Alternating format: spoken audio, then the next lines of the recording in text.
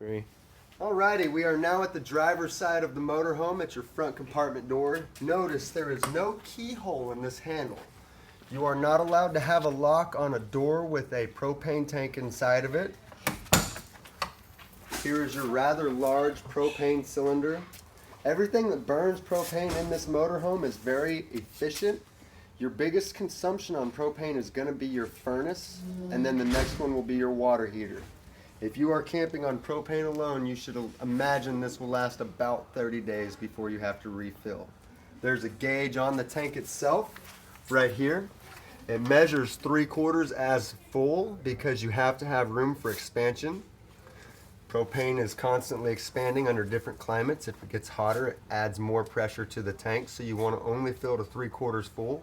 There's also a gauge inside. You can watch the level of your propane from the inside. You don't have to come outside in the climates to see it. Your on-off valve, lefty-loosey, turns it on. Righty-tighty will turn it off. And then you also have storage up here as well. This is another one of those metal bins. It would be something good to put chairs in, or tools as well, whatever you like.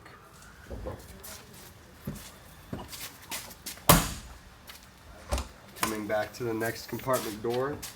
This is your house battery station. You have 4 6-volt deep cycle batteries that are tied in parallel and in series. 2 batteries tied together make 12 volts.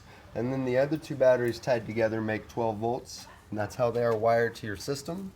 And then you also have your hydraulic reservoir and pump center. If you are ever curious about the level of the fluid in the hydraulic reservoir, you want to have all of your jacks up and all of your rooms in completely. And then you want to make sure you're within 1 inch from the top of this reservoir. And that is full. If it ever runs empty, for some reason you get a leak and you fill it back up, you want to constantly hold retract on the jacks on the inside, which we will cover, and that's how you bleed the air out of the system.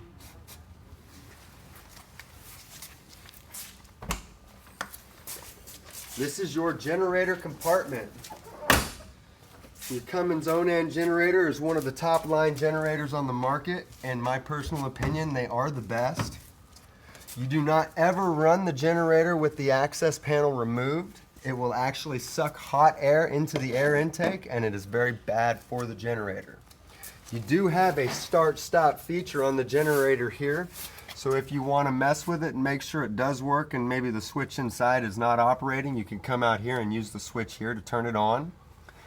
You can hold stop if you have not ran your generator in about 2 days to 3 days or more, and you will prime the motor itself with fuel, and then you can press the start button to fire it up.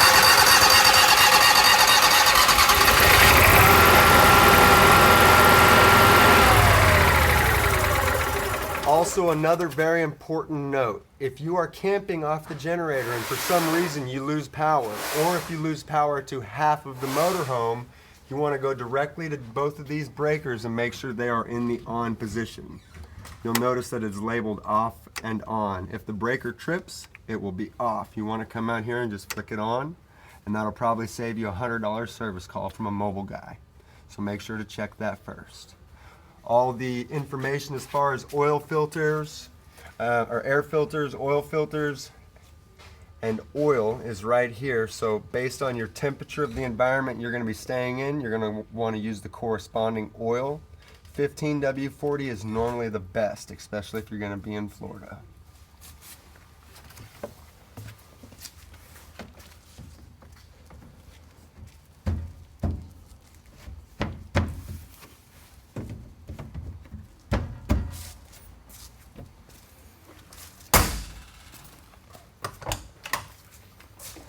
This is your water connection station.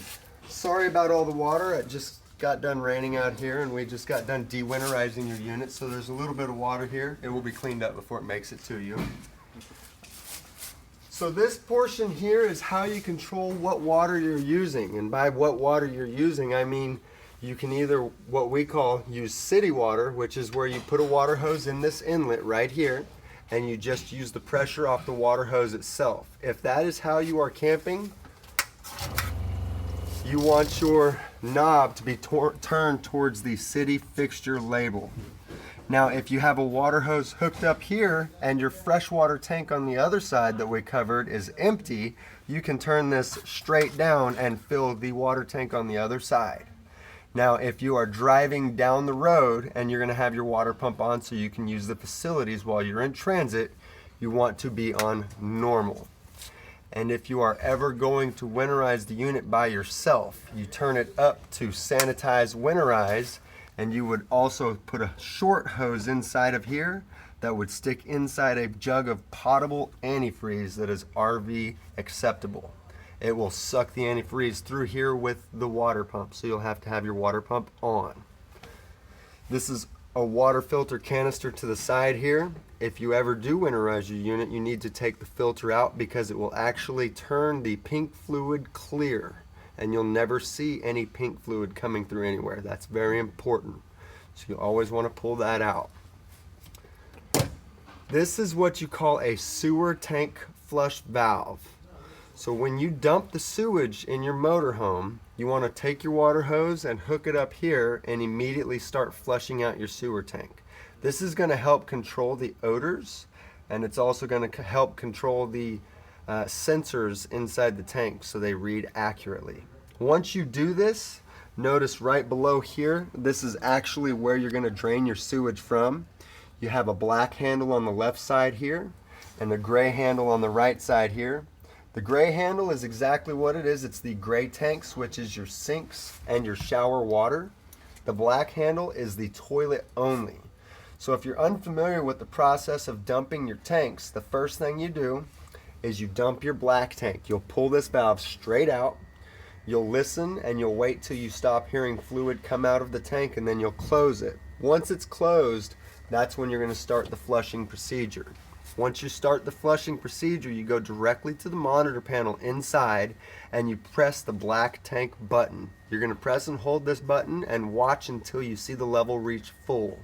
Once the level reaches full, you're going to come back outside, turn your water hose off, pull your black handle one more time, let that dirty rinsed out water come out, and then you'll close that, and then you'll use the gray soapy water from your sinks and your showers to rinse out your sewer hose. After that, you have done the process and you're ready to continue camping. You also have an exterior shower here in case you get a little mess or you want to wash your hands off, possibly want to rinse out your sewer hose. You do have hot and cold water at this access. That's a water pump switch right there as well. Now I want you to notice that you have a valve on this red line and a valve on this blue line. These are what's known as low point drains. If you're planning to stay in Florida with this motorhome, you're probably never going to touch these. If you are planning to go somewhere that's very cold and you're not going to use your furnace all the time, you're going to want to drain the water out of your camper. There are several methods of doing this. I do not advise you to do this on your own. You're going to want to get a technician that knows what he's doing. Otherwise, you may end up paying a lot of money for freeze damage. So make sure you get the right process of elimination down before you attempt to winterize your motorhome. I'm just starting to light them up video on the left here. Right here we've got another pass-through storage compartment. We have an inverter up here. There are several other devices on the ceiling here. You're going to want to refer to your auto gen set manual if you ever mess with this. This is a timer and a time delay mechanism. If you leave your motorhome for any extended period of time, you can actually use the auto gen set feature to start up and run, charge your batteries, possibly run while you're heating your coach while you're not in it. Maybe you want the refrigerator to stay nice and cold. You want to charge the batteries up so your inverter continues to work. If your batteries are dead, your inverter will not power anything. The inverter's function is it actually takes electricity from the batteries and turns it into shoreline electricity, which you would be plugged into or what you would get from your generator. This is efficient for driving. If you want your refrigerator to be cold while you're driving, you will turn this on from the remote feature inside the motorhome, and we will cover that once we get inside.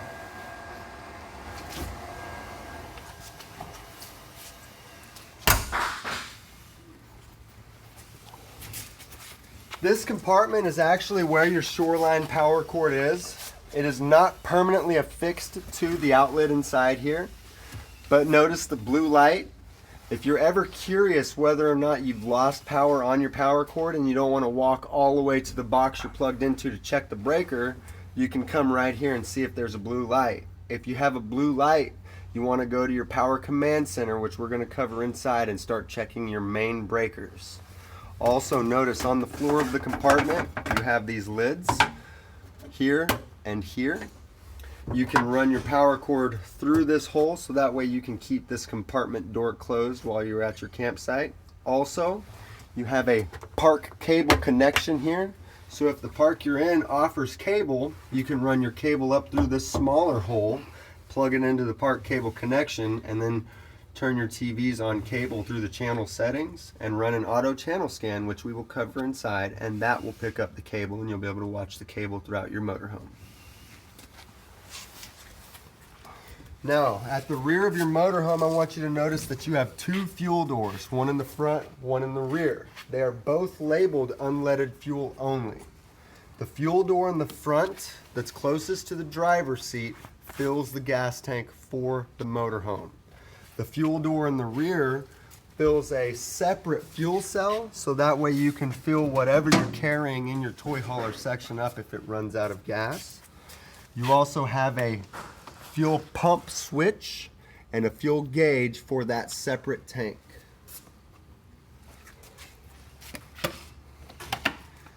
Now we're going to head to the engine compartment up front and we're going to cover some fluid.